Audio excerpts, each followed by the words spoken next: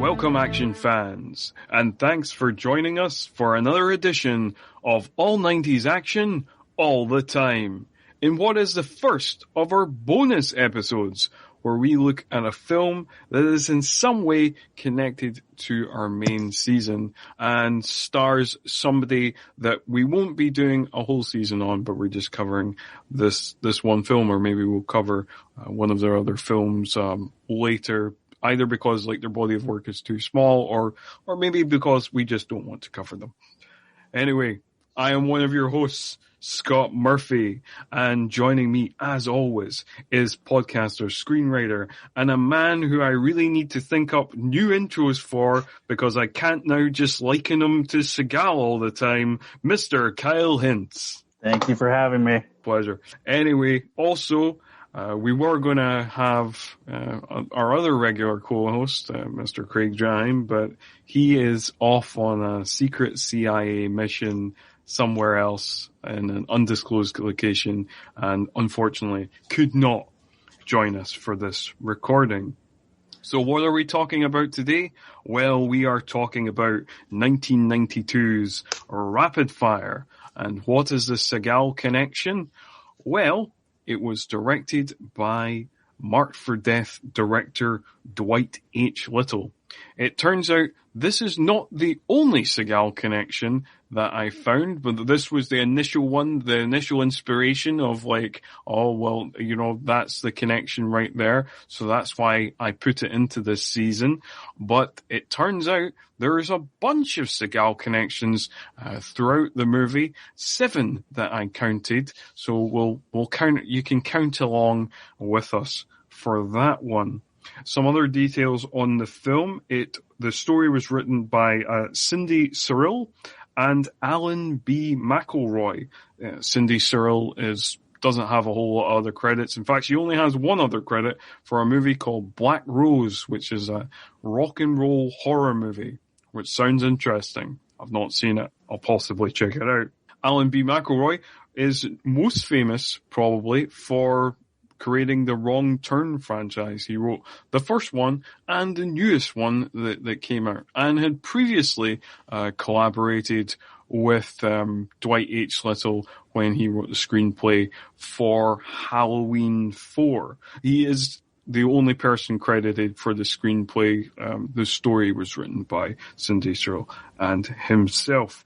In terms of reviews, it has a 6.3 on IMDb, which is very high compared to some of the recent ratings. 45% on Rotten Tomatoes based on 22 reviews, which again is still technically a rotten rating, but much higher than something we've covered recently. And it has no Metacritic score, and it's got a 3.1 on Letterboxd. Tragically, it was also Brandon Lee's penultimate film in his career, his last film obviously being The Crow. So, before we get into the plot of this one, Kyle, had you seen Rapid Fire before? Yes, I had. How long ago was that?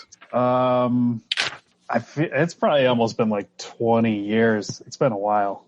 Yeah, I was the same. I feel like I've also seen it before, but again, it's got to be like over 20 years. I can't remember what film I had on video, but that had the trailer for this on it, but I definitely own something that had the trailer for this on it, which then inspired me to rent it on VHS. So we're talking a long time ago that I checked this movie out.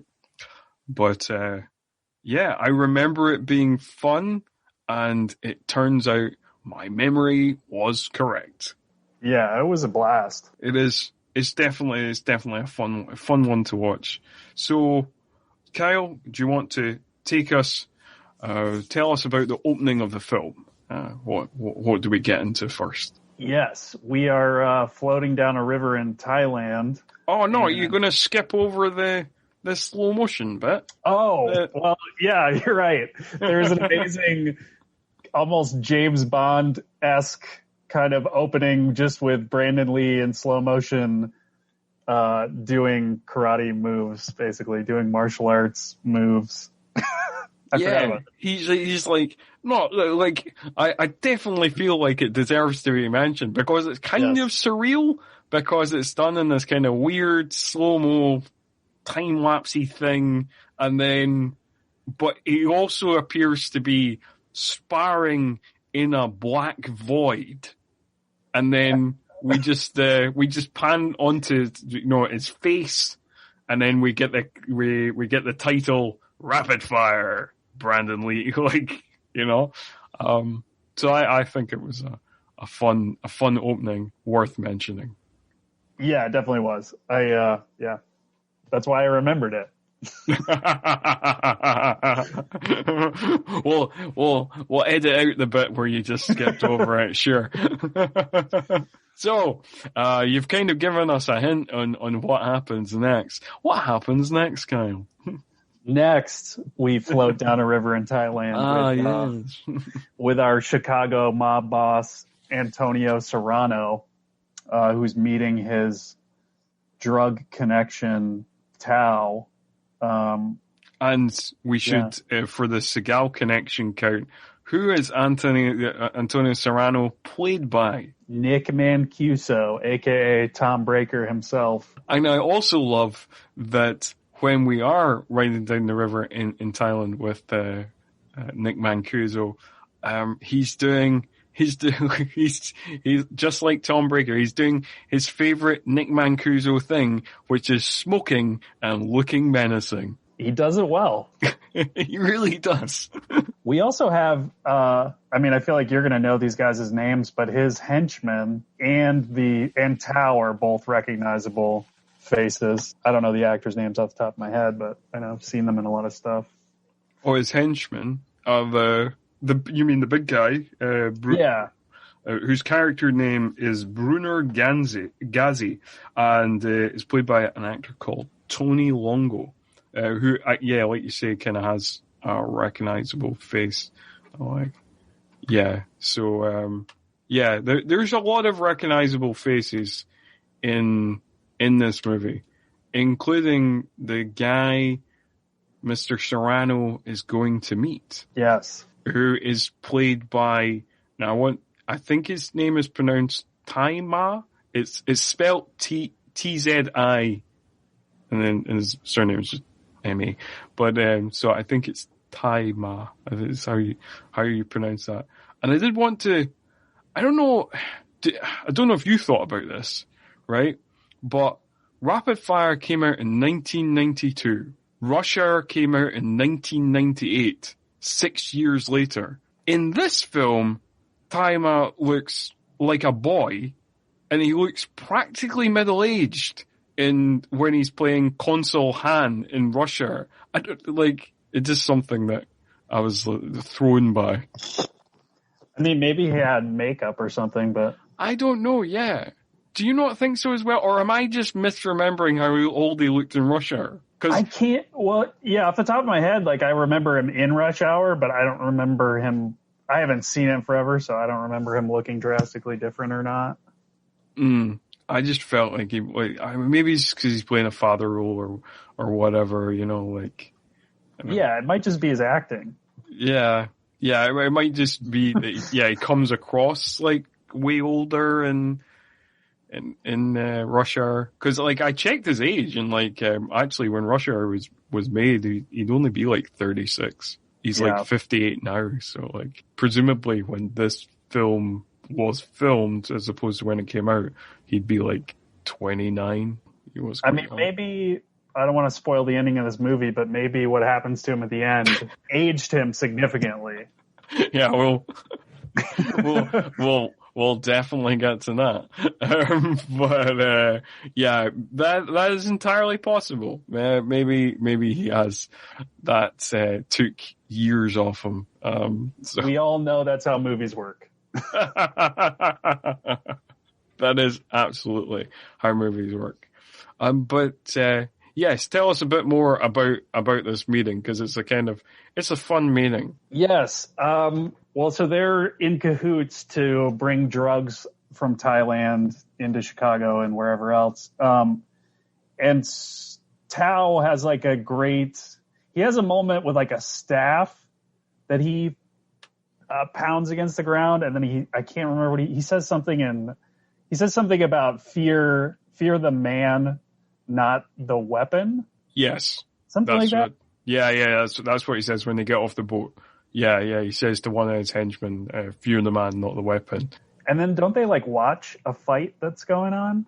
Yeah, there's like a martial arts, like a stick fighting tournament going on for some reason. And then like Serrano is like, what, I didn't fly like 10,000 miles to like watch this. And then, yeah, he tries to threaten Tao, or Tommy as he refers to him, and some other people refer to him. Like there's a lack of consistency in terms of like what people are named in this film, which can be occasionally confusing, particularly with one character, but I'll get to that. So yes, and then after he's threatened, then Tommy / Tao just beats up a couple of guys. Like the people who were doing the martial arts tournament, the stick fighting tournament, he joins in and he just beats both of them up. And then he says something in Sicilian to Serrano. Oh, yeah. And basically saying, like, you want some from me, come get it. You're going to be man enough to come get it, basically. Which Mr. Serrano is not happy about whatsoever. Understandable. It's also pretty bold of him to come to Thailand with one other guy and threaten people. Yeah, he thought that Big Ghazi was, threatening enough, burly enough, and threatening enough that he would be scared. No, but he wasn't scared of that. Also, I was just, I thought I'd quickly look it up because I didn't know kind of offhand. Tony Longo, actually, yeah, he is in a bunch of things. Sadly, he passed away in 2015, aged only 53. But he was in such 80s films as 16 Candles, Splash, and Fletch. He was also in Mulholland Drive and a bunch of other things. Oh wow! Yeah. So that's the career of Tony Longo. But yeah, he was definitely like a face I recognized as kind of being like the typical mafia goon guy, that kind of typical henchman look, So yeah, so after that, after the big meeting, we cut to what Brandon Lee as Jake Lowe is up to. What's he doing? I mean, first off, he's wearing an awesome leather jacket. Oh, it's great, isn't it?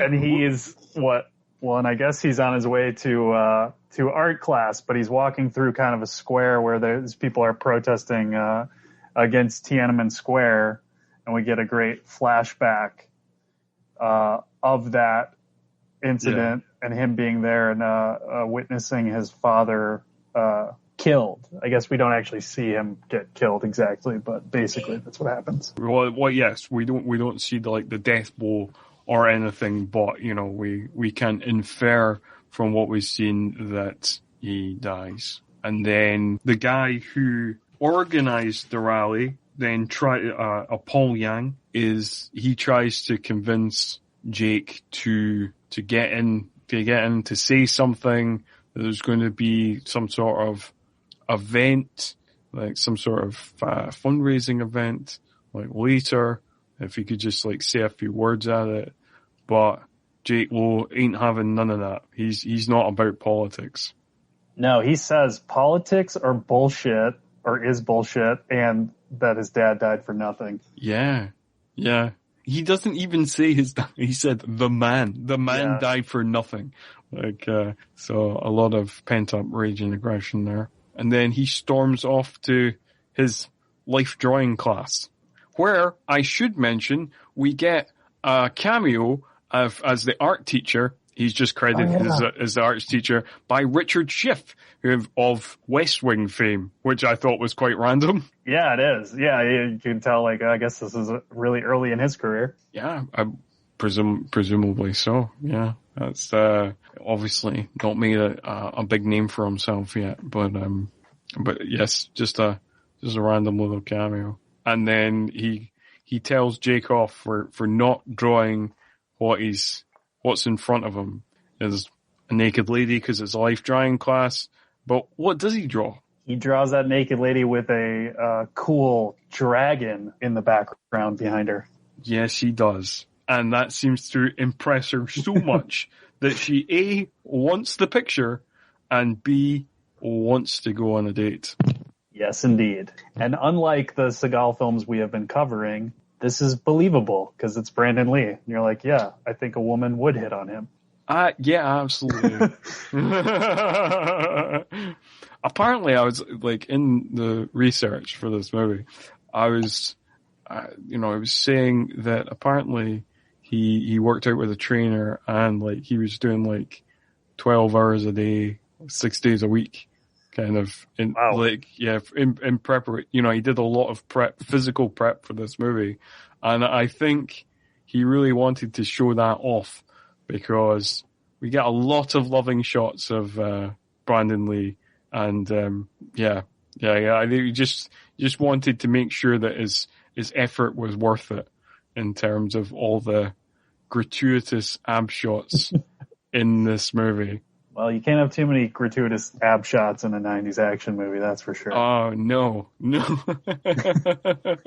I mean, no offense to the late Brandon Lee. He was a very attractive man, and this movie just uses any old excuse for him to get his shirt off. And, fair play. Fair play. If I looked like Brandon Lee, if I had his abs, I'd find any excuse to be topless as well. So, doesn't bother me. I don't blame him. No, I don't blame him one little bit. So, and not only that, but apart from being an attractive man, he's just a kind of cool guy because, like, in the next scene we see him on his motorbike because it's the 90s and he's a leather jacket motorbike. He's very much the 90s action hero. And we get some, along with that, he goes to this place where he's meeting his date, the model from the life drawing class. And, we get some classic kind of noirish sax music playing. So we know we're in a kind of crime action movie. Yeah, that part really stood out to me. And I loved it. It was like just so 90s action, that music. It was amazing. I know. I have to say, like, I don't think it's one of his best scores, but like, there's some fun moments in terms of just the cheesiness of it all and the kind of, it is both generically 90s action and generically kind of like doing that kind of traditional, martial arts, Far East kind of music. The music was composed by Christopher Young, who is probably most famous for his score of Hellraiser, I want to say. Well, he is in my mind anyway. Oh, wow. Yeah. And the score for Hellraiser is amazing. Yes, it is, yeah. And not 90s action at all. No, he seems to have mainly done scores for action movies and horror movies. I was looking at his IMDb credits and it was, for sure. Cool. But then, yes. So the next scene's kind of weird. Can you tell us about like when he arrives at said location? So his date leads him into this like kind of it's like an art gallery. Yeah, it's kind of like a warehouse has been converted into a fancy art gallery, and of course he's kind of been duped, and she's friends with the Tiananmen Square protesters. And this is their fundraiser. So they just want to get him to say something. And we also, I think there was a short scene. Was there a short scene right before this where Tao meets Chang, who is kind of one of his crime partners. That is correct. So, like, yes, we get a short scene before this where, like Chang is one of Tao's distributors in the States, and Tao basically warns Chang that Serrano is trying to muscle in on their heroin dealing business and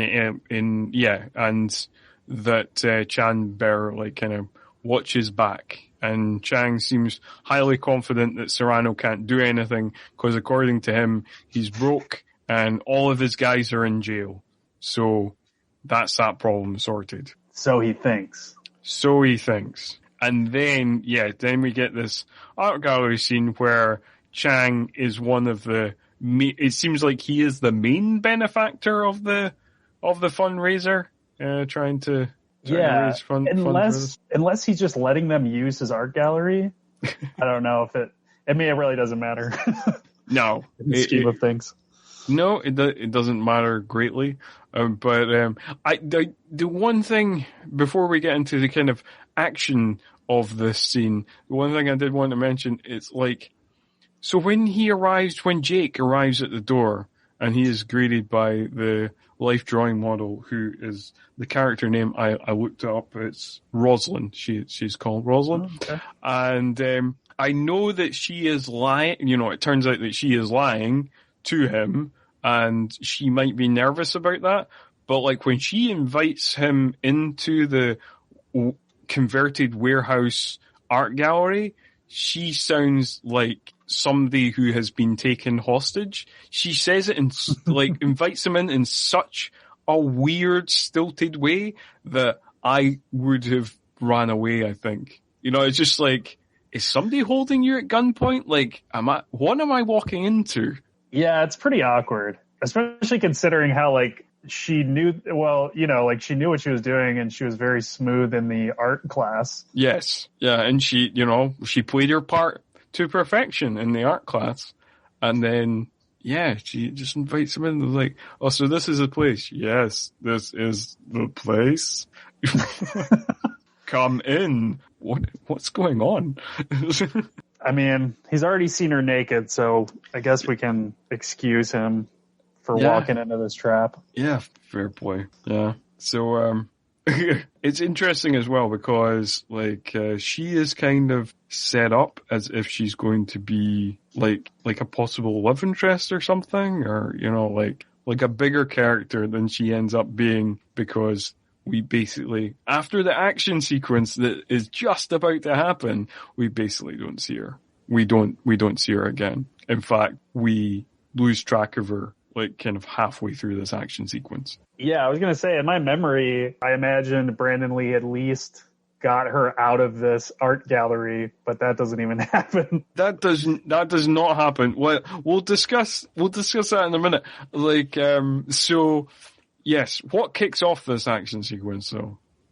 Well, Chang goes to his fancy office in the art gallery, and Serrano is there to ambush him. Yeah, so Serrano, I suppose as gangsters often do in movies, Serrano like threatens Chang in an incredibly racist manner. And Serrano is incredibly racist throughout the movie, and sometimes it's kind of a little bit awkward, just the way he's doing the stereotypical Asian man voice, you know the one. And but anyway, also, like, I noticed in this, I don't know if you noticed as well, Nick Mancuso in this one scene, he seems to have like a darker dye job than in the rest of the movie. Like, his hair looks real black in this scene. I didn't really notice, but that makes sense, I guess. It's dark in that room. I don't know. It doesn't make any sense. Well, it doesn't need to make sense, I suppose. But then, shotgun. Yeah.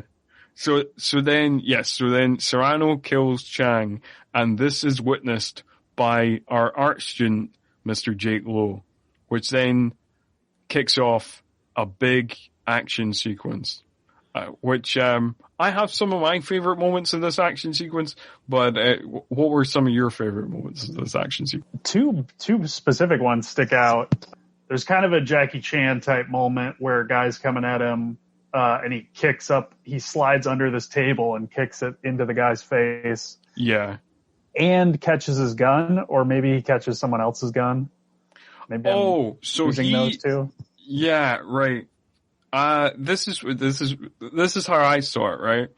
So the way it looks is, and I noted it down because I thought it was so entertaining, so he does that, and then he basically, like, after decking the guy, he, like, when the guy's on the ground, the guy is holding a gun, and he snaps his arm, and that flips the gun up into the air, and he catches it. Okay. So, which I found very entertaining. I was, yes. He just breaks this guy's arm basically in half, which makes him let go of the gun, and he just catches it. It's great stuff.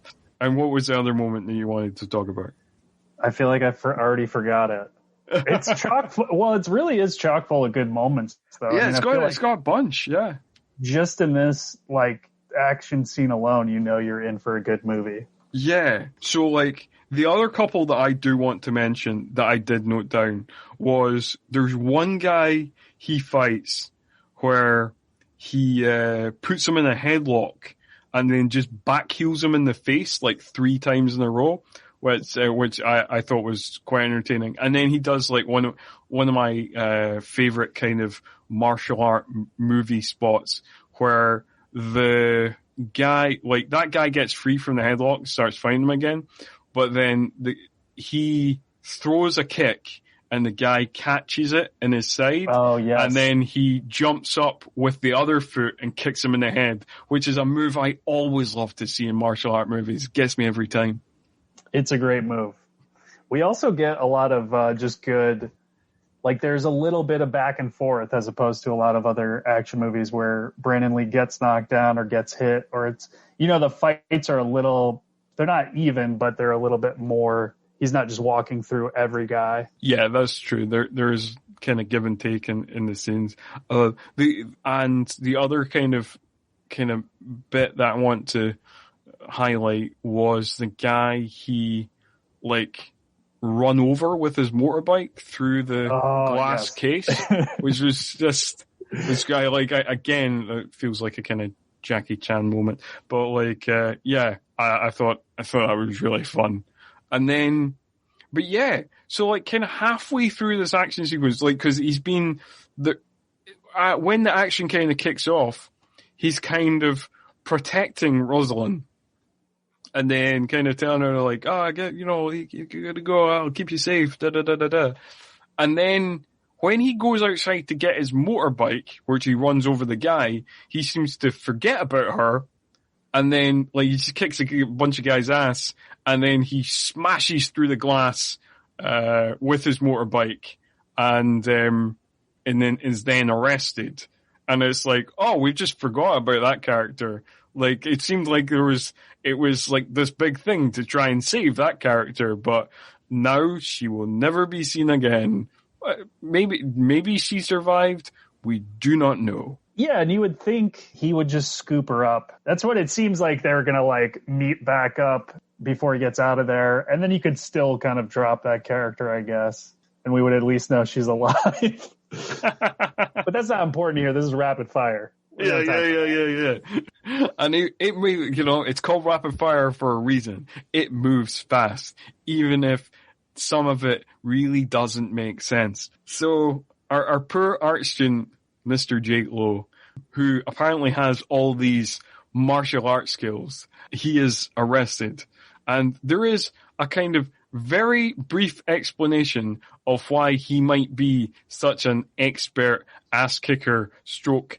Later on, we find out marksman, and what is that, Kyle? That is that his father was a martial arts instructor at Langley, and, like, was he also in the American military too? Yeah, what it certainly said that he was a martial arts instructor for the military as well. I don't know if he was actually in the military. He might have been, yeah. I mean, they throw that info at us rapid fire, because when I was watching it, I almost thought they were talking about Brandon Lee himself. Yes, it is kind of confusing, but I do think I replayed the scene, and I do think it is they are actually talking about his dad, not him. But there is an inference that his dad's been training him since he was a young boy. I suppose it's the inference I took from it. And as we discussed before the podcast started recording, there is obviously not a lot of knowledge on the American side of the martial arts. Well, and certainly in terms of this actor who is reading out this kind of list of accomplishments of what this guy did. And apparently he instructed the military in Kung Fu, Wing Chun, which he says quite unsure about himself. And then he seems sure about Kung Fu, less sure about Wing Chun. And then he says Muay Thai, but then he pronounces it Muay Thai. And he really drags out all the syllables, and he's clearly never seen those words before. And it's amazing. I mean, it's it's a great 90s action moment right there. East meets West. It's like, I have no idea what this sorcery is. Not a clue. Not a clue. It's just the way he gets less and less sure of himself throughout the line of like Kung Fu, Wing Chun, Muay Thai. Please don't give me other things to say. Yeah, and also like you're the FBI guy or whatever. Shouldn't you know something? No, just reading out of this file? Okay. Yeah, for sure. And, so after that we get an interrogation scene, and you didn't spot it, and, but there is a cameo from Marked for Death villain Basil Wallace, who, to be fair, does look totally different in this scene to he looks in that movie, because he doesn't have the dreads, he clearly doesn't have the contacts, and his acting is dialed down to about a 6, where it was at about an 11 in Marked for Death. Yes, and like, as much as I loved him as Screwface, I have to say, knowing that that's him now, I'm like, wow, that guy's a great actor. So yes, he is interrogated by Agent Wesley, who's played by Basil Wallace, and Agent Stewart, who's played by Raymond J. Barry. And they basically blackmail Jake into giving evidence on their case against Serrano. Yeah, which is pretty I mean, this is where it gets action movie absurd, I guess, because they're just implying that if he doesn't testify, they're going to suggest that he killed all the people in the art gallery. Yes, they are just saying, oh, we'll frame you. And then, like, Jake kind of says, like, I don't think any judge will buy that. And then Agent Wesley says, oh, my judge will, which suggests that they've got a specific judge on the FBI payroll who will just convict anybody who the FBI says. It's all very sinister. Yeah, I was going to say, these 90s action cops all just come out looking very corrupt. they definitely do. Oh, dear. And then, yeah, so this is something. When I first, like I say, it's been a long, long time since I've watched this movie. It, like you, the first time and only time I watched this movie was over 20 years ago. So when in the credits and when looking into this film, I saw the name Powers Boothe, I just assumed he was going to be one of the villains. Well, it turns out he is not. It's funny you mention that too, because in my memory, I remembered like what is to come here soon, where we find out some of these people are corrupt. And in my memory, I was like, I think Powers Boothe was one of the like FBI guys that turned out to be a bad guy, but he's not. That was my thought as well. I thought he was like a corrupt FBI guy. Like, but I had kind of, imagined him as like that as well. It's weird that this year I have rewatched this movie and I watched for the first time Southern Comfort. So this year I have seen Powers Boothe be a good guy in 2 films. It's seems very strange. It is, but he does it well. He does. And he plays Lieutenant Mace Ryan, and he is fun in the role. And this is kind of the point in the film where we get the kind of character introduction of him and who is actually going to be the love interest for the film, Carla Withers, who's played by Kate Hodge, who horror fans may remember from Leatherface, Texas Chainsaw Massacre 3, not the other later movie that's also called Leatherface.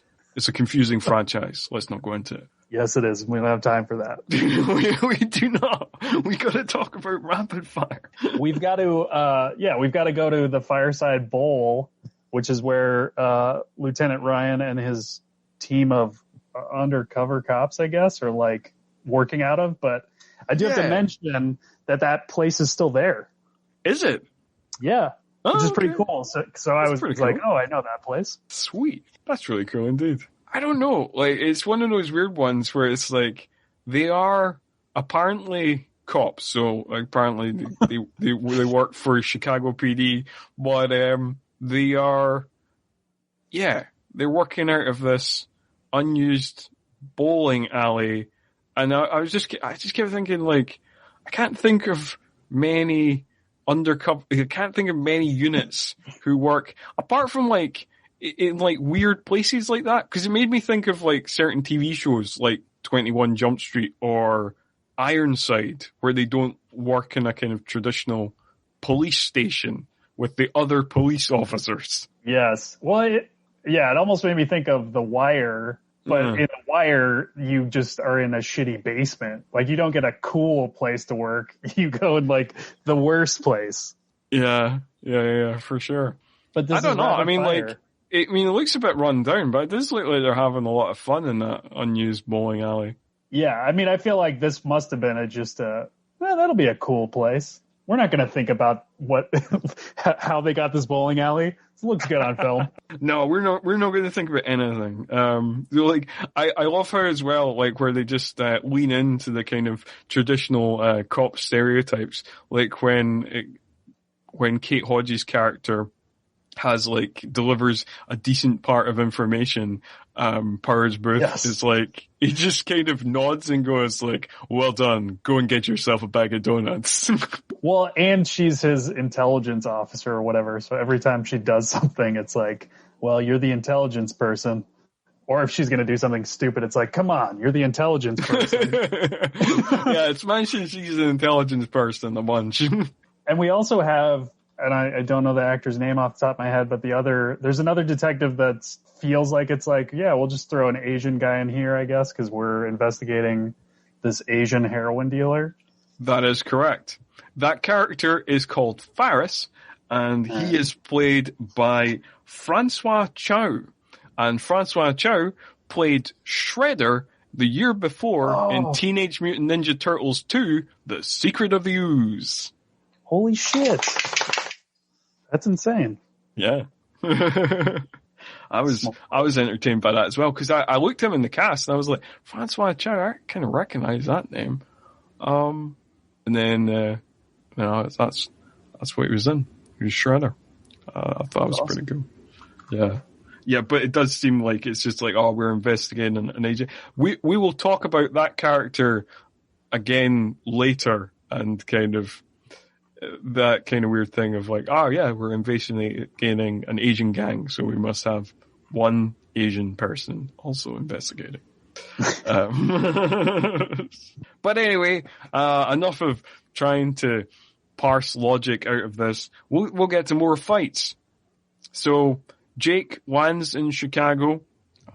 We see his flight lands, and then I think he's quite a fun kind of sarcastic character, because like here he walks into the hotel, and it's obviously like this rundown kind of motel place, and he like the FBI agents are like, oh, you know, kind of, how's it going? And he was like, lousy flight, great hotel, which he says it in this kind of quippy, cool way that I'm like, yeah, I like this Jake Lowe. And those guys do not. No, those guys. Oh, we get more. So there's like nothing much going on. Like Jake Lowe, after his flight, obviously didn't have an in-flight meal, so he's quite hungry, and he's looking for things. Apparently, the only things in this room are Pop-Tarts. It's mentioned a couple of times that there's lots of Pop-Tarts, both in the fridge. Who's keeping Pop-Tarts in the fridge? And in the cupboards as well. Like, what? I feel like that's rapid fires, like Godfather trope, like the oranges. Like there's Pop-Tarts, something bad is happening.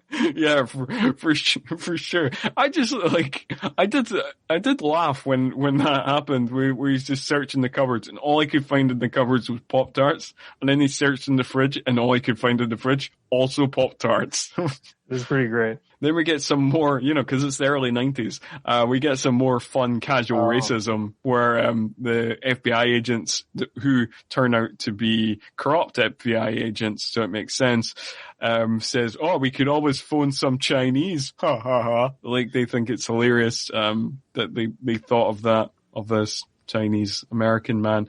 Yeah, I have to say that's one of those moments where you're just like, that passed as a joke? Apparently in 1992 it did. Yeah, like, okay, I guess so. Maybe stick to the Pop-Tart material. It was much better. Yeah, no, the Pop-Tart material, much funnier. And then we get more fights. We just rush on to more fights, which is fun. I like that. Yes, we do. It's also kind of surprising that, so once these FBI agents kill the one guy who's not corrupt, there's 3 of them, they kill one guy who doesn't know what's going on. I'm surprised they don't just charge Jake like right at that moment, because they both have guns and he's just in the kitchen unarmed. But we need, he's the hero of the story. We can't let it end that easily. That is true. And it is quite fun when he realizes those guys are corrupt, and he just the way he says, "Oh shit," just as if he knows that, now I'm gonna have to like kick some ass again, and I'm gonna have to, it's gonna be a big deal. I just wanted to eat something, and I wanted to, these Pop-Tarts were the only thing that I could find, and I just wanted to eat these Pop-Tarts, and now I'm gonna have to beat these guys up. He really is a great, like, sarcastic but unfazed by that kind of thing character, where it's like, well, that's just what's happening now. Corrupt FBI. I'm going to be attempted to be murdered by these FBI guys, when all I wanted was Pop-Tarts. But, I suppose gotta get on with it. And, while the, phoning for Chinese quote unquote gag, it was totally not funny. What is funny is there is some good kind of physical gags in this, of like when he is beating up one of the FBI agents, and then he just kicks the door in the face of the other FBI agent. Yes. And then he goes back to beating up the first FBI agent, and then kicks the door in the face of the other FBI agent again. It's like, and then and you hear the guy just screaming like, you broke my nose! You broke. Yes. Even right before that too, like, has the one FBI agent storming the kitchen, he just throws like a drawer of silverware in his. Yes, there is a lot of good, like, in terms of, props to Brandon Lee and Jeff Hamada for the fight choreography in this movie, because like a lot of it's really good, and a lot of it is, Brandon Lee was a Jackie Chan fan. I think you can see that because there's a lot of environment work. And there's also a great moment as well, after he kicked the door into the guy's face a couple of times, where the first guy that he's beating up, is chasing after him, and he just slams the kind of freezer door in his face. Yes. And there's a lot of great environment work throughout the movie of like just using different props as weapons. Yeah, and I think aside from Jackie Chan, you didn't see that a lot back then, obviously. So it stands out that much more. You're just like, oh, this is really good. This is better than I would have expected, maybe. Yeah, for sure. And I mean, like, audiences probably wouldn't be aware of that unless they were kind of Hong Kong action fans, because we're still like 3 years away from Rumble in the Bronx, which was like Jackie Chan's like big breakthrough in terms of like Western audience. Like in terms of like mainstream anyway. Like people watched his, people were martial art movie fans were aware of things like Police Story and stuff like that, Drunken Master, things that came out in the 80s. But like that was his kind of big mainstream breakthrough in terms of like American mainstream audience, or kind of Western mainstream audience. So I feel like a lot of people wouldn't necessarily be aware of those Jackie Chan references at the time. From there we get Jake like kind of swinging into the upper part of like a closet. Yes. And then after we get a really weird shot where the FBI agent is shooting into the closet, and it's like Brandon Lee in the shot is like kind of frozen in amber. It's just like in this kind of weird stasis. It's a very strange shot. It's definitely a still frame that they animated with light as the FBI agent is shooting through the door.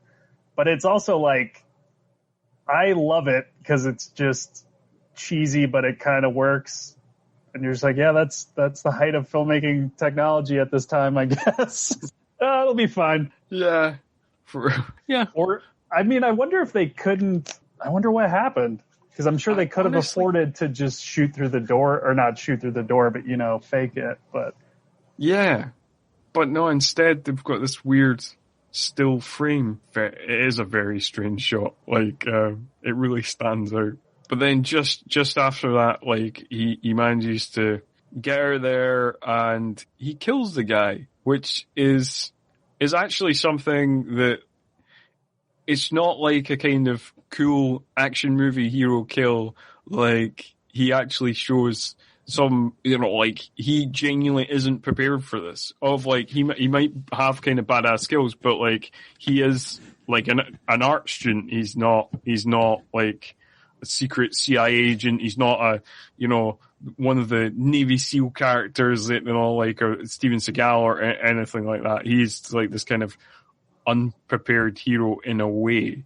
And it's actually shown here in a way that's not really in the rest of the movie, but like, it's a nice character beat. Yeah, I think it adds a lot. It adds just more, like, along with the kind of environment style fighting we were just talking about, of just being like a little bit different than your typical action movie. Yeah.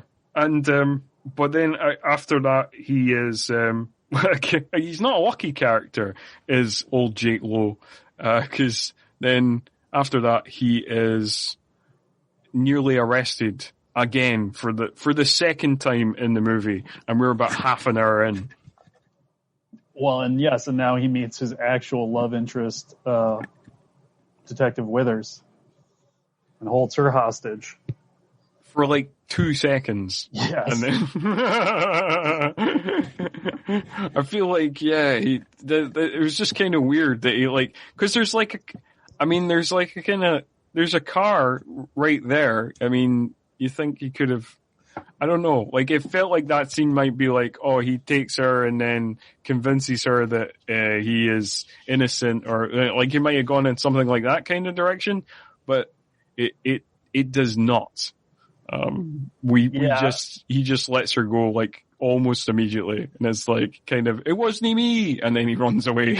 Yeah, I was gonna say he ends up running away anyways, so it just seemed like could have just done that in the first place. But, yeah, for sure. It seems very it seems very odd. Like the way he escaped there, and like you said, it looks like he could have just did what he actually did just like earlier, just ran away. But we do get like again, we get like him kind of hurdling over things, and he is topless, and we get more loving ab shots like that, because that's what the movie's really about. It's about the abs of Brandon Lee. Yeah, there is a good bit of this movie that also feels like it's selling his black tank top that he wears throughout a lot of it. That is true. For the majority of the movie, he's either in that or he's topless. Apart from when he's doing his cool undercover get-up, which is what we'll talk about that later. Which is a great outfit. Oh, it's so good. It's also, like so many things in this film, it's so early 90s. It's amazing. Yes. Oh, this is the point where we find out that Frank, or Agent Stewart, is he's corrupt. He is not. He is the person who sent those FBI agents to kill our hero, Jake Lowe. Yes. And does anything else happen in the scene? He calls Gotzi. Yeah, he calls Gotzi. At Serrano's restaurant kind of hangout place. Well, he says he's going to get him, basically. Doesn't he call Jake right after that, or Jake calls him to meet that night? Yes. Yes, they plan to meet that evening. And yeah, I think I want to say Jake calls him before, and then he calls Gotzi. Yes, to say that he's going to there's going to be a meetup with Jake, and he'll capture him at the meetup, and that's when it's kind of revealed that he is a bad egg. And there was I think this is where the of the few restaurant scenes that we get, I think this is where Serrano says to Gossi that I'll have to get onto Lloyd's of London to insure your stomach, while suggesting that he just eats a ludicrous amount of pasta. Because we see him digging into Serrano's eating a steak, and we see Gossi just digging into a ludicrous amount of spaghetti. And this is also where we get Serrano's philosophy, essentially, of he's telling some weird anecdote about a mayor that no one liked who then died, and he's like, you just got to think positive. Okay. That is what will get you over, the fact that apparently you're broke and all your guys are in jail. Even though it looks like, for a guy who's broke, he's living at large, Yeah, he's doing pretty well. He's eating fine steaks. It looks like he's got a real nice watch on. It's not like he's selling his shit or anything like that. It doesn't seem like he's going down the pawn shop to try and no. I mean, he doesn't even look like he's mildly bad off. He looks like he's very much high on the hog. Yes, but not with Jake Lowe running around. No, not with Jake Lowe running around. Literally running around. Yeah, no, he does a lot of running around in the very much literal sense. But so then we get the meetup with Raymond, and that is interrupted by Lieutenant Mace Ryan, who, as mentioned, played by Powers Boothe, who tells Jake to get in his car. Jake is unsure who has betrayed him, who's telling the truth, what's going on. And then before any real sort of tension can build up in this scene, action just happens. People come out the woodwork, mafia guys are shooting guns, everybody's shooting guns, and we're heading back off into the action again. This movie really doesn't fuck about. It's you get maybe 2 seconds of plot, and it's the movie kind of knows exactly what it is. And it's just we know you've not come here for a story. You've come here for abs. You've come here for kung fu. You've come here for car explosions and gunfights, and that's what we're going to give you. You are right. I think that's what's so great about it too, is it gives you what you need, and then, Time for mobsters with Uzis to start walking across these fire escapes. Yeah, absolutely. And this is where, like, so in the background research, Brandon Lee, apparently, as we discussed off air, wanted John Woo to direct this film. And it's in this scene where we get a kind of John Woo type moment, because like Jake is like, he picks up a couple of guns and he's like firing guns in both hands, and then when he like runs out of bullets, he kind of drops the guns in slow motion, which again, obviously, like, John Woo is in 1992 not a big enough name in Hollywood for Brandon Lee to be able to convince them of that. So again, I feel like a lot of these references to John Woo movies, like the Jackie Chan thing, might have gone over the head of a 1992 audience in a way that it wouldn't, again, if it had come out just a few years later. Like, if this movie had come out in the mid-90s, like 95, you know, like, there'd already been the Hard Target. Like, Broken Arrow would be the next again year, and Jackie Chan would have made his breakthrough with Rumble in the Bronx and that. You know, like, I feel like it might have resonated more if it came out a few years later, because it wasn't like a big hit or anything. But I just feel like, I don't know, what do you think? No, yeah, I think you're right. I think people seeing it then wouldn't have noticed anything, you know, just been like, oh, that's kind of neat, and wouldn't have thought anything of it. Whereas, you know, we see now all the kind of influences or homages and stuff.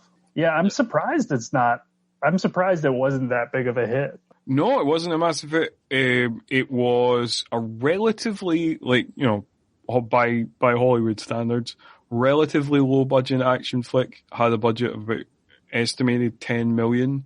Made about 14.5 million at the box office, according to Wikipedia anyway. So yeah, not really kind of underseen, not a huge hit at the time. And yeah, I think it had a little bit of a resurgence on video in the 90s, after, you know, kind of after the release of The Crow. I think, you know, after Brandon Lee's death and then the release of The Crow, like, his movies had a bit of a kind of uptick, particularly he starred in a few movies before this, but like essentially, Showdown in Little Tokyo, which was the year before this film, and The Crow, all had like video sales were quite high, you know, like I think, you know, but again, you know, this movie has like 8.4 thousand votes on IMDb, which is the lowest amount of IMDb votes of any film we've covered.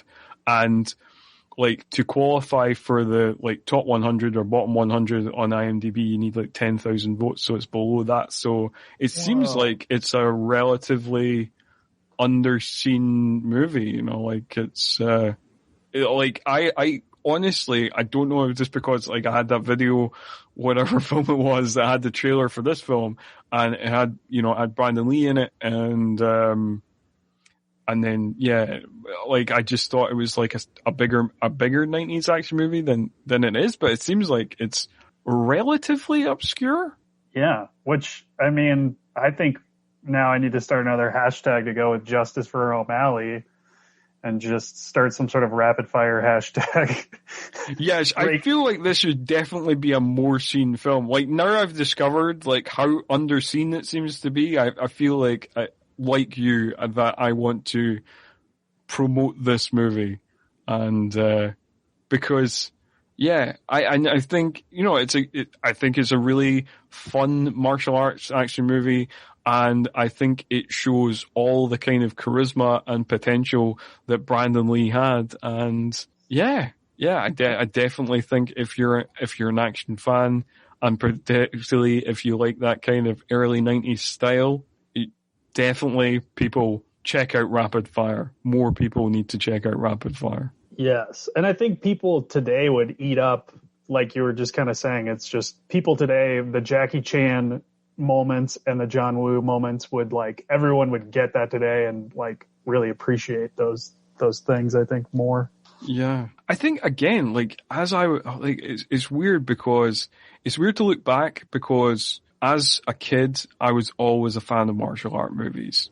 So I've had like a knowledge of martial art movies for a long time. And so like growing up in the 90s, because you assume that kind of a lot of people are into what you're into or whatever, that there would be a kind of knowledge back then of like martial art movies. Cause I'm like, like obviously Jackie Chan was popular in the 80s and like, Bruce Lee was big in the 70s. So, and it's weird looking back that like Hollywood did have like this big ignorance of martial art cinema, and the Matrix was like this kind of big breakthrough in terms of like the whole fight choreography really changes in like mainstream films completely to this more kind of Hong Kong style. And then obviously in more recent years, obviously a lot of films incorporate like MMA style fighting. That seems to be the big thing that happened in the kind of last decade or so. But yeah, it's just weird because I just felt like it should have been more known, or that like that there was a great. I felt like there was a greater awareness than there actually was. And now it's our job to change that. If this podcast accomplishes anything, it will increase the popularity of rapid fire. We've got to get back to the action. We do need to get back to the action. So the next question on my notes was, where did Powers get that shotgun from? I don't know, like he was just carrying it about in the car, I suppose, but like it just kind of comes out of nowhere. Like he has like a kind of regulation gun, and then he just pulls out this shotgun. I love that he causes that car to flip and like explode, and then they just kind of take off, and it's like, you're a cop, still kind of your job to like deal with the aftermath. Like, no, we got to get to the bowling alley. Exactly, because they're a special undercover bowling alley unit. I don't know. Let's not question the tactics of Lieutenant Mace Ryan. He must have reached, Lieutenant somehow, he knows what's going on. Yeah, and with a first name like Mace, you just let that guy do whatever he wants, I think. It's true. Yeah. Also, like we had discussed, once we get back to the bowling alley, like Mace Ryan kind of explains Jake's position to him of like how he has to, once again, Jake is kind of blackmailed into helping people out, and it's basically explained to him that, all the cops would be after him. And again, we get a good moment of him being like the kind of sarcastic hero, where Mace is like, what do you think is going to happen to you with all these Chicago cops? And he just says, I guess I'll be off the department's Christmas list. He's got really good one-liners. Yeah, no, there's definitely some good kind of cheesy one-liners in this movie. Yeah. And we also get the kind of payoff of his briefly holding Withers hostage, where she just punches him in the face, which is kind of great. Yes. Yeah, so like that is great. That is great fun. She just punches him and seems to have real kind of heat with him, and until the very next scene in which she is in love with him. Like that is not developed at all. It just, she goes from being like, why yada, to being like, oh, he's such a hunk. Like. And again, I appreciate their self-awareness that they're just like, everybody loves Brandon Lee. We don't have to explain this. She's, she punched him and now she's in love with him. She got it out of her system, and that's all she needed to do. And now she can realize what a handsome man Brandon Lee is. Yep, but we move on with the action. Well, we don't actually. We get some actual character development for a second, because we get some bonding between Brandon Lee's character and Powers Boothe character, where we realize that Powers Boothe character will become a replacement father figure because he is similar to Jake Lowe's father, who we saw in the flashback had died in Tiananmen Square in the protests. Yes, and I think they do a pretty good job with that, considering this 90s action of it all. It's just what ends up happening with Powers Boothe towards the end. It's all like a good little tie-in. Yes, I would say that throughout the movie, most of the cast are like, the script is kind of like a cheesy 90s action script and they've not got a whole lot to deal with, but most of the cast are pretty good of the central cast. I mean, Powers Boothe is good, Brandon Lee is good, Kate Hodge plays our character serviceably, Raymond J. Barry plays the corrupt Agent Frank Stewart. He's pretty good. Nick Mancuso does his Nick Mancuso thing, and he's good at doing his Nick Mancuso thing. Yes. It's pretty solid throughout. Yes, it is. Yeah. And I'm gonna mess up his name. Zima. I saw on IMDb it says it's pronounced Tama or Taima. Tama. So yes, he is also good in the movie, and we apologize for possibly mangling your name. Yes, yeah, I'm sorry. It's hard to not pronounce a Z. Yes, it is. It throws me off as well. So yes, I hope that I've pronounced it correctly. Yeah, it is. So anyway, what's going on now? After the bonding, we go on to Frank's house and tell us about what happened. What goes down at Frank's house? Man, Jake kicks the shit out of Frank, including like slamming into this like sort of glass case. And I love that his wife comes out to like intervene, and he's just like he's just bleeding and stuff, and he's like, no, it's okay, we were just talking, and she just goes back in the other room.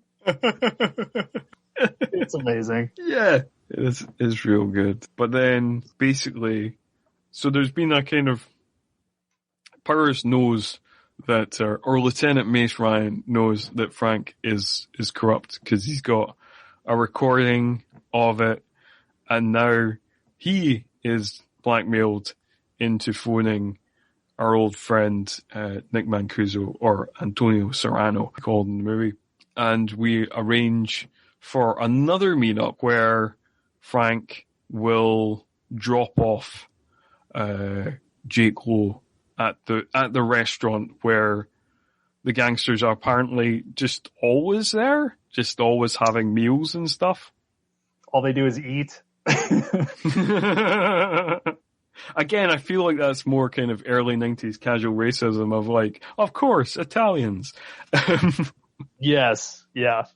We also get, so like, this is where it gets not as confusing as maybe this movie could get, because Powers Boothe wants to find out when or where Tao's next shipment is coming in. So part of this whole ruse is to like them to wear wires and get Serrano to tell them about this heroin shipment. Yes.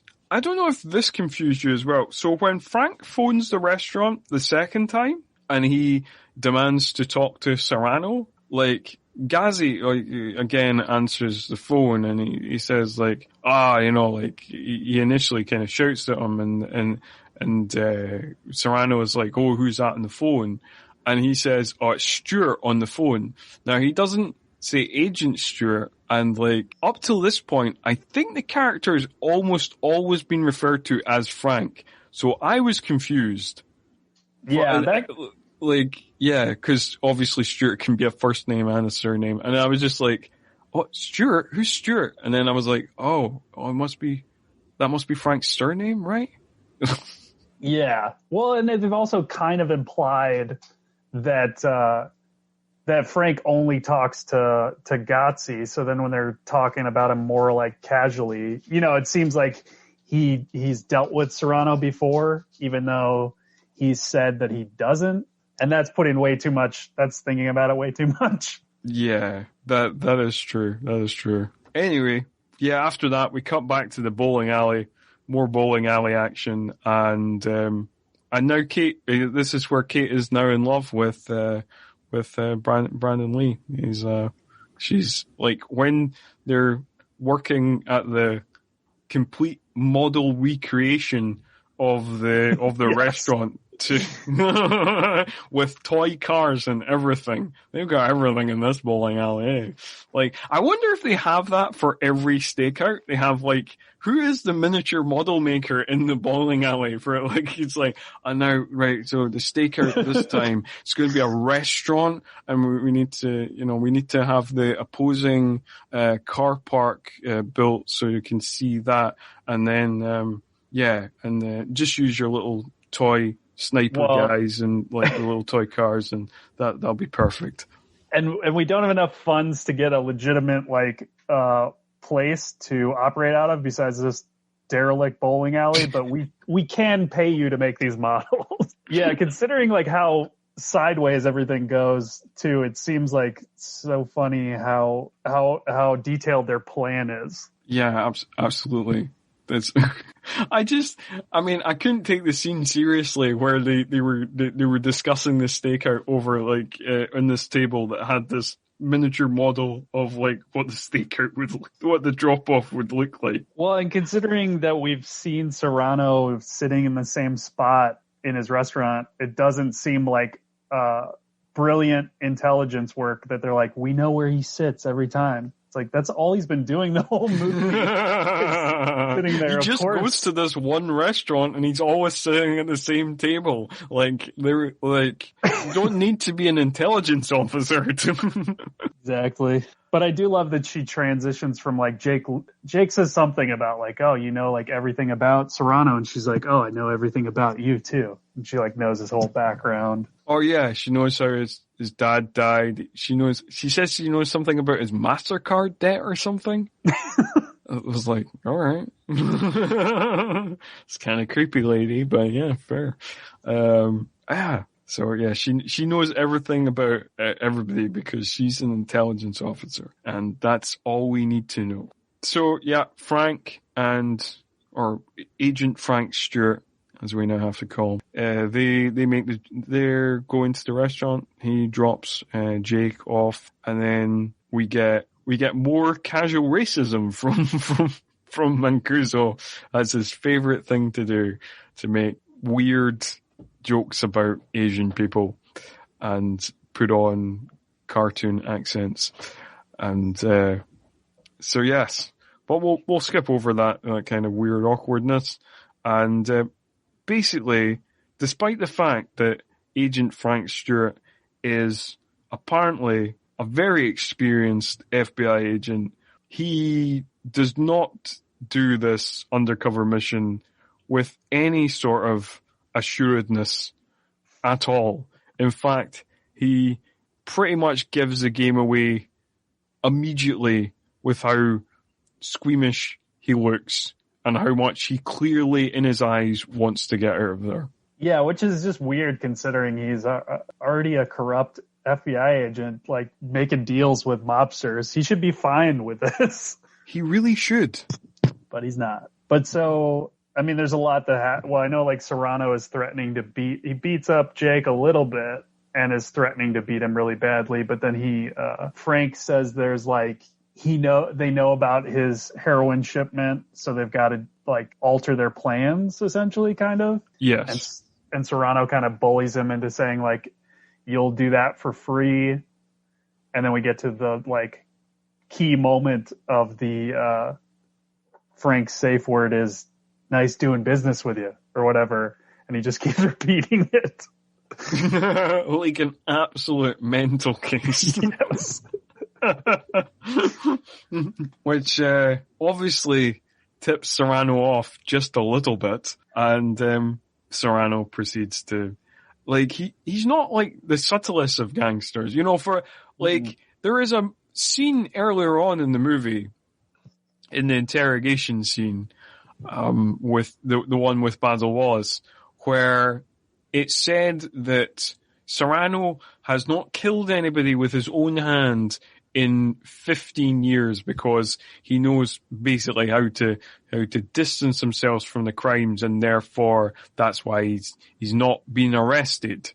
And I was like, but he shows no evidence of this in the actual movie, where he seems completely trigger happy and quite happy to kill people in broad daylight. Yeah, which is the whole plot of the movie, is he's been witnessed killing someone and he has to kill that witness. Yeah, but again, logic. I mean, it's not important. It sounded good in the first scene, but we don't have to stick to it.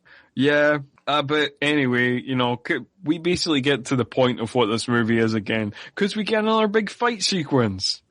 Tell us about some of the things that happen in the big fight sequence. All I really remember is so there's snipers who could have shot Serrano, but then they lose their shot. But I remember just kind of thinking, how is Brandon Lee not dead? Because he's just in a room full of mafia guys with guns, but they're all just kind of distracted by the cops outside. So he's doing a lot of running around and kicking the shit out of people, but I'm like, oh man, there's 4 guys in the back of the frame that all could just turn around and kill you right now.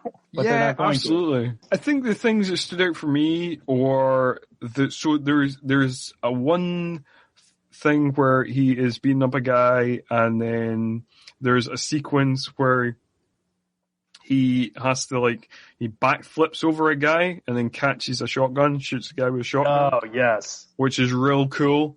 And then he has a kind of big henchman fight with Ghazi, where Ghazi is initially taking all his punches and just coming towards him, not being stopped by any of the things he's throwing, and then he eventually kicks out a kind of foundation of this kind of balcony bit in the restaurant, which collapses the whole balcony onto Ghazi's head, and that's him out of the movie. R.I.P. And I also did want to say that I realized that I did say at the start of the episode that I would be counting up the Seagal connections. I've not really done that. So I do want to do it at this point, because there is a Seagal connection in this scene. So, Seagal connection number 1, as we've discussed, directed by Dwight H. Little, who also directed Marked for Death. Seagal connection number 2, as we've also mentioned, actor Nick Mancuso, who also played CIA agent Tom Breaker in Under Siege. Number 3, which is also in the opening credits, is the director of photography on this film is Rick Waite, who is the director of photography on Marked for Death, Out for Justice, and On Deadly Ground. Number 4 is the appearance of actor Basil Wallace, who was also in Marked for Death. And number 5 also happens in this scene. So, number 5 is a cameo from Judo Jean LaBelle, who is the red-haired guy who is firing the gun, the twin-barreled turret machine gun that is being fired out the restaurant window onto the various cop cars and stuff like that, is being shot by Judo Jean LaBelle. And according to legend, Judo Jean LaBelle allegedly choked Seagal out on the set of Out for Justice. So that is connection number 5. So that is the count so far. There could be more connections to come. I think there will be. Don't spoil it, Kyle. But yes, there's going to be more connections. Anyway. Well, basically, Jake Lowe does somehow manage to survive all this chaos, and we get more fun. He does have some fun one-liners, because I like this one-liner as well, where he is telling Mace off for everything going sideways, but before that he says, I think they're looking for a police commissioner in Beirut, which I thought was quite a fun line. Yeah, that was a great line. It was also just this is also the point of the movie where you're like, man, Jake Lowe is better than this entire police department. There's something wrong in Chicago. he just handled that whole situation way better than them. Yes, that is true. This art major with no military or policing or secret service or any sort of experience apart from just like trained real well in martial arts by his dad, and apparently marksmanship as well, because he's shooting off guns like a pro. So like yeah, he was just trained to be a killing machine by his dad, just on the weekends maybe. Just runs in the family, I guess. Yeah, just just that low blood is is what you mean. Like, oh, that was another thing from the research. Well, this is one of those things in the IMDb trivia, is that there is a kind of connection to Bruce Lee in terms of Bruce Lee's character in Game of Death was Billy Lowe, and his character Jake Lowe. So that might have been a deliberate reference. There is also, like, we didn't mention it, but when they go around to Frank's house, there is like a Bruce Lee, the one main Bruce Lee reference in the film is where Powers Boothe character says, can you go take your Fist of Furies elsewhere? So that was like a kind of deliberate reference, and Brandon Lee didn't want to make it too deliberate a reference to but he wanted just that he thought that one would be quite cool, but without making it super heavy handed. And he was just like, the people who know will know, and everybody else, it will just sound like a kind of fun line anyway. Yeah, and I think it works pretty well. It helps. Yeah. It helps to have Powers Boothe be the one delivering your reference.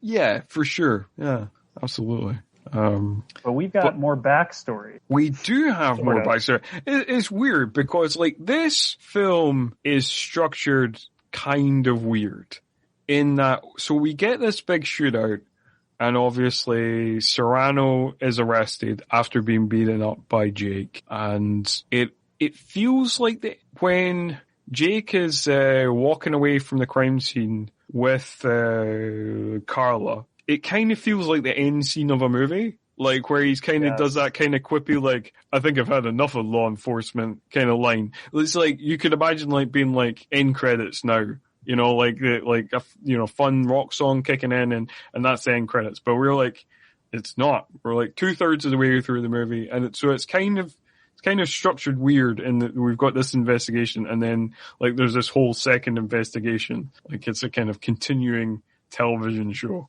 Yeah, I felt that way too. But of course, because it's Brandon Lee and this movie's been so fun up to this point, we're fine with another 20 to 30 minutes. That is true. Particularly from what we get next. So Kate is an intelligence officer. And because she's an intelligence officer, she manages to get Jake's father's military file, which Jake has been trying to get for years apparently, but has not got. Again, this is kind of, in plot terms, in kind of story terms, this is another weird moment because it sets itself up as being more important than it actually is. Because the way Jake talks about the case of his dad's death, the way he looks at the file and he just goes like, oh, like I think they've, there's definitely stuff missing here or whatever. It makes it sound like there's like some sort of conspiracy.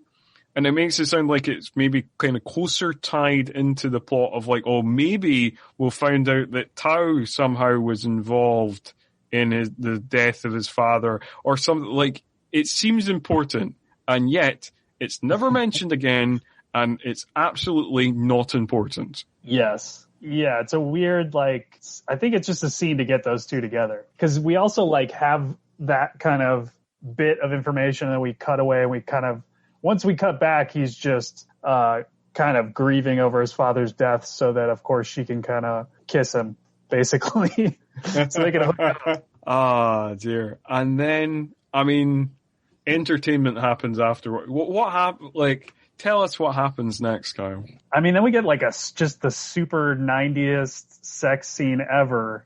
But we also get like, isn't it intercut with Tao like shipping the heroin or something? I know there's something else going on. So in this scene that is scored by American hard rock band Hardline, just wanted to throw that out there. So we got this kind of cheesy rock score going on, and there is this like you say, super early 90s lovemaking scene going on, and a lot of ab love again, you know, like a close up of her kissing his abs and stuff like that. It's, I mean, this movie was sponsored by Brandon Lee's abs. So as well as that, we've got Tao doing his heroin deal. We've got, Mace Ryan and his gang, the cops doing like investigating the laundry that they think is where the heroin's being laundered through, and we also get the assassination of Serrano from everybody's favorite henchman, Al Leong.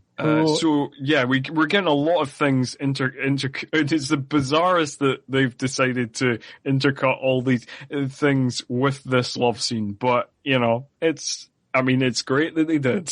Yeah, it makes it a little bit more fun or funny. But well, this is where I was going to say, I mean, technically we could connect Al Long to Seagal, right? I mean, this is kind of cheating because he's in like every martial arts movie ever. Yes. Well, I couldn't. Yeah, that was the thing. I was like, oh, Al Long's got to have been in a Seagal movie, but I couldn't actually see. For like, I was scanning his IMDb, and I couldn't actually see like one in his filmography, which is weird because, as people will probably know if they're listening to this podcast, Al Leong is a henchman in Lethal Weapon, in Die Hard, in Big Trouble in Little China. He's in everything. He's Genghis Khan in Bill and Ted's Excellent Adventure. He's in everything. And yet I could not find, or not one that, like, I know, like, maybe there's one from the 2000s that I'm like missing or something. But like, when I was looking through the 90s, couldn't see a Seagal film, because I was surprised, because I was like, oh, that's bound to be another connection. But I mean, that's like a pockmark on Seagal's record. Yeah, that Al Leong was not a henchman in one of his movies. No, I just don't see. I'm looking now because I have to know, and it doesn't look like he was. No, it doesn't look like he was at all. They did not cross paths. So there we go. Not a Seagal connection. Not one of the Seagal connections that I picked up. So there you go. But that's quite a fun scene as well, because like Serrano's like kind of pleading for his life, and then Al Leong kills him with some ninja stars. Because again, this is the 90s. Yeah. What would be the most stereotypical weapon to give this guy? We have to say we're surprised that when he's hit with the ninja stars, like spaghetti didn't come out of his belly or something. That is true. He just bleeds a bolognese sauce. Because, like, yeah, I mean, to be fair, we've mentioned a lot about how badly stereotyped Asian people are in this movie. All ethnic minorities are stereotyped in this movie. Well, the two ethnic minorities that we get, you know, Italians and Chinese. So yes, that is. But again, you know, because it's the early 90s, and that's what happened. After that, we get a scene. We get a fun scene where Mace is, after the kind of post-coital scene, where Mace kind of comes in to Carla's apartment and professes his love for Jake Lowe. But he can't say it out loud, because Jake obviously knows, because, when a man loves a man, they just instinctively know. And that's how men work. Pretty much. It is a great moment with Brandon Lee, like, listening from the other room. Yeah, just basking in it. Yeah. Oh, that's an interesting thing as well. So at this point in the film, and again, I think it's just like, because it's Asian gangsters. So when he comes into the apartment, he says the raid was a bust and that Tao possibly had a mole. Now, in that scene, we see Faris giving a strange look to the camera, which suggests that he's up to something suspicious, and then Mace delivers that line, and then Faris is not seen in the movie again. I wonder if that's like a subplot that got cut or something. Yeah, like it feels weird. Yeah, maybe there is a longer version of this movie where that is explained, but it just feels like a kind of weird moment because he looks in the camera in such a way of that it's like, oh, this is like an intended moment of like, you're supposed to be thinking like, is he up to something suspicious? He just gives this weird sideways glance and you're like, oh, has he been tipping Tao off this whole time and it's not been a plot point up until this exact second? But then again, like if that were the case, it almost just underlines all of this kind of 90s racism where it's like the one Chinese guy on the force is actually working with a crime boss. Like, come on.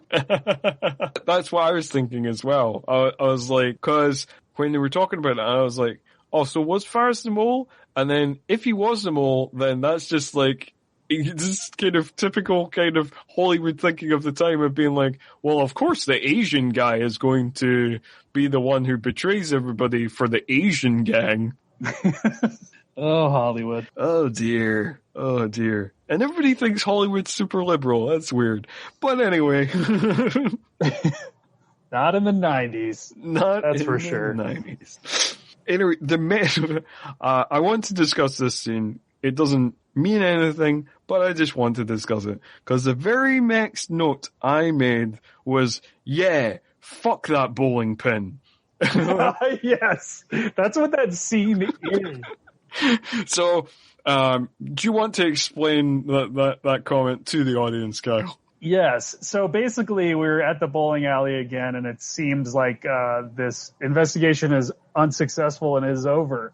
So Powers Boothe shoots a bowling pin, has his coworkers are like packing everything into boxes. And then, of course, Jake and Carla come walking through the door because they're not going to let this investigation stop there. Which is like, yeah, you could have totally done that in the apartment, but I love that this movie knows that like this movie is about people walking through doors and Powers Boothe being like, son of a bitch. So, like, the entertaining thing about this is, like, we've not mentioned it up until this point, but as a kind of recurring motif and metaphor for how the slog of this case, Powers Boothe there's been a couple of scenes of him kind of trying to get there's only one bowling pin set up. There's just the one, and he's been trying to bowl this one bowling pin, and he's just repeatedly failed, and it's kind of this metaphor of him kind of keep trying to get Tao, the metaphor reflecting the investigation, and then he just shoots it, and it like blows up, and it's an amazing moment. And like you say, it's, again, classic 90s action when Jake and Carla come through the door and they've got that kind of soft, kind of slightly out of focus shot of like can't quite make out their faces. And then it comes into focus and guess what? It's Jake and Carla and fuck yeah, the game is back on. It's really a great moment. It's nice. It's a proper kind of like punch in the air type moment. And the fact that like 2 seconds before we saw a bowling pin blow up because the guy got so frustrated at bowling, he shot a bowling pin. It's amazing. Oh. Ah, dear. Well, and then we're on to the best undercover outfit I've ever seen on Committed to Celluloid. Yeah. Tell us about the undercover outfit. So I guess basically Jake is going to infiltrate the laundry. And so he's got like, it's not really a kung fu or an Asian shirt of any kind. He's just kind of got this. This is the first time it's surprising because this is the first time he is wearing a proper shirt that covers his arms and everything. You know? Yes. So he's just got that shirt and like a black bandana and glasses. Because, of course, I don't know, guys with glasses are trustworthy or inconspicuous. Inconspicuous. If you want to be inconspicuous in a movie, or this was a thing in the 80s and 90s, I think. Yes. Like, if you wanted to be inconspicuous in a movie, or nerdy in a movie, or the ugly girl in a movie, glasses. Well, and to be fair, I wear glasses, and wearing glasses right now, I constantly look around and just go like, you guys can't see me, right? You just always feel like an undercover agent. I mean, like, I just have glasses for reading, so I only sometimes feel like an undercover. You're lucky you can turn it on and turn it off. Yeah, I'm like Clark Kent. Yeah, I do feel like maybe that is where it stems from, of just being like, well, it worked for Superman. Sure. Yes. I feel like, and I have no evidence to back it up either, I feel like it might have happened in a Bruce Lee movie. Like, it feels like a Bruce Lee movie gag, too. Like, I could see him doing the same kind of a thing. Oh, yes. And I don't know if it has actually happened, but... That is true. I think there is definitely, I think it might be like Fist of Fury where I think it's Fist of Fury where he pretends to be like an electrical guy or something. Like when it's a while since I watched that movie. Like but he pretends to be some sort of like maintenance guy, going into the dojo, and then like, it's like, surprise. But he's doing, so it definitely happens in a Bruce Lee film. I want to say it's Fist of Fury. He does that where he pretends to be like the maintenance guy. Sounds right. Anyway, yeah. So that's true, yeah. So I'm not sure it's like a deliberate callback, but it definitely happens in a Bruce Lee film. Yeah. So, but I mean, like all these things, I mean, it goes sideways pretty quickly. Yeah, I mean, he kind of pretends to work for like 2 seconds, and then he wanders through a bunch of steam and finds hoses full of cocaine or heroin or whatever. It looks like cocaine, but like they've been saying throughout the movie that they've been dealing heroin, so yes. So we are obviously supposed to assume that it is heroin. I think heroin and cocaine can both be white powder. I don't know. And again, this is rapid fire. It's not important. It's not important. What is important is whoever the mole was, whether it was Faris or not, has obviously tipped Tao off, so he knows all about this, like this undercover operation that's going to go down. He, for some reason, despite the fact he knows all about that, he doesn't really seem to know about Jake. He just seems to know about Carla and Mace. Yeah, and you would think he would have heard about Jake, considering all that's happened, but whatever. Yeah, if it was like a mole from the bowling alley unit. But yeah, it seems weird because like the way he says his lines when he captures them, it does very much seem like, and the way his interaction with Jake goes seems very much like he doesn't know that he was part of it, and it was just like Mace and Carla. It's kind of weird, but whatever. I mean, whatever. He's just an art student. Everyone else knows about him and his dad, but this guy doesn't. I also like, some of the lines in this movie are very fun because, like, Tao is talking about how Mace Ryan has got kind of sloppy, and he used to be a worthy opponent, but now he's got sloppy, and Mace's reply is like, you make it sound like we've been playing chess in the park for 10 years.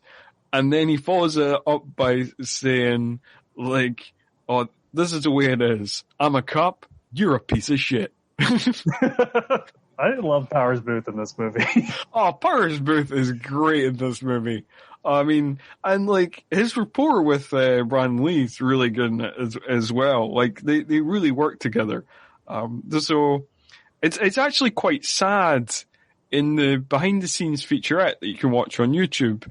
Like Powers Boothe is interviewed. It's like the featurette's only about 8 minutes long, or 7.5 minutes long, And he's actually briefly interviewed, and like he's talking about Brandon Lee, and he's like, oh yeah, obviously he's really good at the martial arts and the fighting and stuff, but like on top of that, he's got a hard work ethic, and he really knows his stuff, and he's really developing, and he clearly has a bright future ahead of him.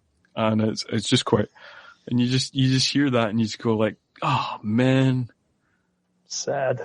It just sucks, it's like, yeah, I could have definitely, watched them in way more movies, and I'm sad that we don't get a chance to watch them in way more movies, but at least we have this, and we have The Crow, and, that's pretty cool. Yeah, it's a bummer. Yeah. And no offense to Seagal, as we've dedicated a whole season, but yeah, even watching this, you're like, man, Brandon Lee would have blown a lot of guys out of the water. Yeah, I mean, it would have been interesting to see where he developed from The Crow and stuff like that. And apparently there was talks of an actual sequel to this movie at the time, where just as the Crow was going into filming. And apparently one of the scripts that was talked about being optioned was the script Simon Says, which would go on to be Die Hard with a Vengeance. That would have been interesting. Yeah, it would have been. So it would have been. I mean, it would have been great to see Lee and Powers Boothe in anything again. Oh yeah, I would definitely take more Lee and Powers Boothe. Like, yeah, I could have a rapid fire franchise. I would have been happy with a rapid fire franchise of the continuing adventures of Jake Lowe and Mace Ryan. And Carl is a fun character as well. Like, and he just becomes a member of the team of the bowling alley unit. Like, they just, despite the successful bust of this gangster that they've been following for 10 years, they still haven't upgraded the offices, I get definitely taken a couple more movies of that for sure. Yeah, I'd be down for that. But so we got to finish this movie. We do have to finish this movie. So we basically Mace and Carla are tied up, and Tao is taunting them, and we discussed some of the back and forth there. And then Jake, in his typical subtle style, bursts through the window riding a laundry bag. Yes.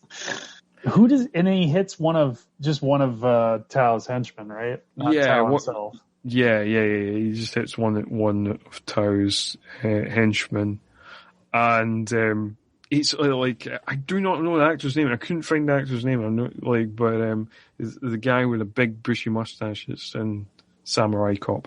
But anyway.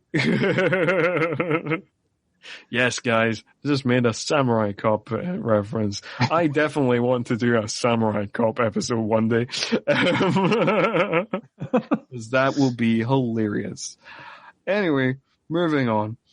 I feel like we've had some great fight scenes in the movie. I think the fight scene in the restaurant was really good, and the fight scene at the flat, the kind of motel, I thought that was really good as well. But I think this might be the best fight scene, where he's fighting the two guys, and one of them's got nunchucks, and he knocks the nunchucks out of his hand with some laundry, and then he beats another guy up using a clothes rail, and then we have the big showdown with Al Leong, and his fight with Al Leong, I think, is really, really good stuff. And apparently, according to trivia, this was Al Leong's favorite death in a movie. That makes sense. It is it is one of the best. I think it's probably the best fight in the movie, just because it actually feels pretty even. It does feel even. And I feel like it throws in a bunch of different stuff and a bunch of different styles, and the different fighting styles that Brandon Lee knew, because there's a moment where he kind of puts him into a kind of Thai plum and hits him with some knees, and then there's a moment where both of them are throwing punches at each other, but like deflecting it, and it's obviously like the kind of movements that you would see like a Wing Chun fighter like using the Wing Chun wooden dummy and stuff like that, and and there's some Jeet Kune Do moves, and then there's a nice movement where there's like a kind of chain fence where he does this kind of monkey maneuver on, and and like you say, it's real even between Jake and Leong's character, who's called Min.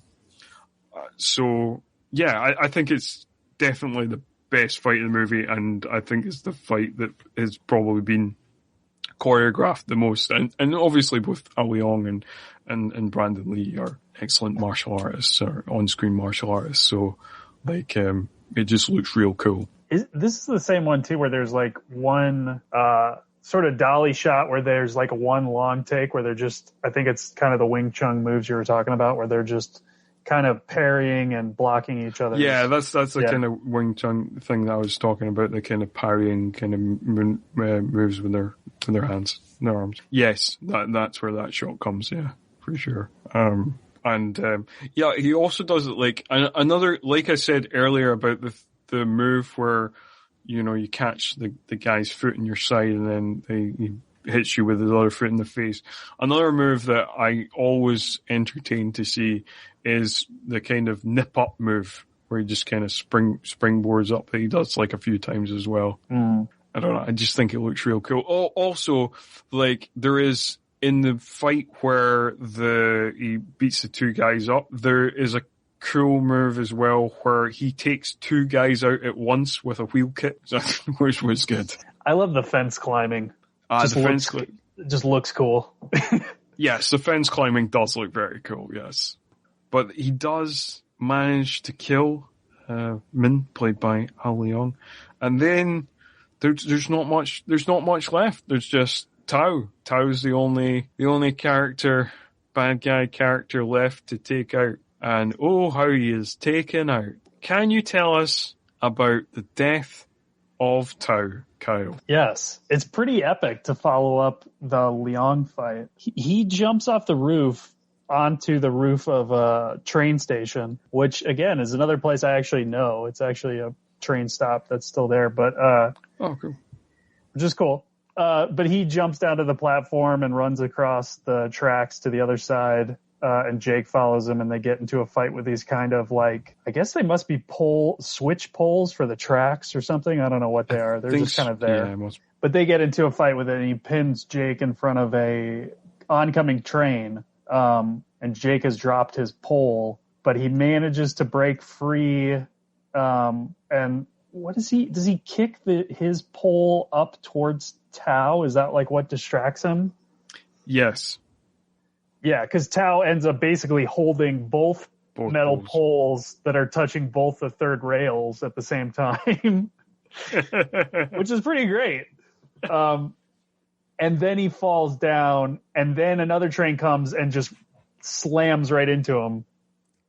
Yes. So, like, this death made me literally laugh out loud. It was just because the over-the-top way he gets electrocuted is very, very funny. But then, like, what makes it like a kind of Naked Gun bad guy death is, like, just him getting smooshed by the train afterwards. And not only is he smooshed by the train, like, as the train comes onto him, like, they slightly speed up the footage, which makes it even more comical. You know, it almost felt to me like a horror, like a Halloween death too, where it's like, now this guy's Michael Myers. Like, you have to beat him up, you have to electrocute him, you have to run him over. And yes, right. Yeah. Well, that kind of slasher villain death. Yeah, for sure. You kill him in like 5 different ways to finally defeat him until the next film. Yeah. So that, but we're still not quite finished, even though the big bad is dead. There's still something. Yeah, so Mace, we should have mentioned that Mace was earlier on, after like being freed by Jake, was shot by one of the henchmen. So he is, and the building is now on fire, and so we got to get Mace out the burning building. Does Jake get Mace out the burning building, Kyle, is the burning question. Not only does he get Mace out of the burning building, he heals his inner wound of not having saved his father and saves Mace, who is now his father figure. And the cycle is complete. It is indeed. So not only is it a great heroic moment, but he's also healed some very important psychological wounds, which means he is now part of the team. And then we get a great typical early 90s action movie ending where somebody is being wheeled into the ambulance. Yes. And we get one more we get some more quipping, and then there's an one of the paramedics says, basically in reference to, are you coming into the ambulance or are you staying out there? When Jake Lowe says the line, "We're in," we know he means more than just coming into the ambulance. He is in with the team, and the bowling alley, the Fireside Bowling Alley undercover unit now has Jake Lowe on the force, and it's a real shame we don't get Rapid Fire 2 because all the adventures we could have had. It's so good. Yeah, that ending is peak 90s action. What makes it even more peak 90s action is directly after he says the line, "We're in," the song "I'll Be There" by American hard rock band Hardline kicks in, and it's oh so good. There's just nothing like it, man. I wish we could make a 90s action movie that was unironic. Yeah. Just throw some cheesy rock in there. Oh, it's so good. It's so good. Now, at this point, listener, you might be thinking, but Scott, you said there would be more Seagal connections, and we have reached the end of the movie. There is no more movie. Well, you would be correct, listener. But there is 2 more Seagal connections, because in the credits, because I was reading the credits just to see if I could find more Seagal connections. So in the credits, the second unit camera operator was Don E. Fauntleroy. Now, Don E. Fauntleroy would go on to direct 3 Steven Seagal pictures: Today You Die, Mercenary for Justice, and Urban Justice. There is one more Seagal connection, taking our tally up to 7. So this one comes from IMDb. So it doesn't come from the credits because apparently he was uncredited. So apparently uncredited for stunts was a Mr. Branscombe Richmond, who you will remember played Quintero in Hard to Kill. There we go. Our 7 Seagal connections. It's like there is a God. Well, and I feel like I have to make the honorable mention connection of Chicago, only because Marked for Death was there, and Nico. And I feel like there's maybe one other one where Chicago was kind of part of it somewhere in there. Yes. For sure, Marked for Death and Nico. Yes. Marked for Death and Nico both definitely set in Chicago. And I felt like there was one more. Yeah, I feel like there was one more where it was I do feel like there's one more that we've recently talked about that we're never forgetting. Yeah, I don't know. I feel like there was one where they went to Chicago just for part of it or something weird like that, where it was they were bouncing different locations. Yeah, for sure. I honestly can't remember. I mean, yeah, we've watched more Seagal than most people have in a lifetime. And I've watched a couple of his direct-to-video efforts this year as well. So there we go. Yeah, and I mean, I think Craig is convalescing right now. I I think the Seagal has like destroyed his. Yeah. He's just recovering right now. He's he couldn't take it anymore. Like really, that's what happened. Which is he tapped out at the wrong moment. Like if he wanted to tap out, he could have tapped out for the Patriot or something. But no, he could have. He picked the wrong one. He's going to be another one of those people I'm going to try and get to watch Rapid Fire and rate it on IMDb. Yeah, for sure. But then, yes, so we have reached the end. We have reached the end of the film. We have reached the end of the Seagal connection. Sadly, we have also reached the end of this episode. So it just leaves me to thank Kyle once again for being my loyal co-host on this journey. And thank you, listener, as well, for checking out this latest episode. Is there anything you want to say before we wrap this one up, Kyle? I mean, I would like to tell you how much I like you, but, I can't say that. but I know deep down, and that's all that matters. But until next season. So next season we will be coming back to you in late May.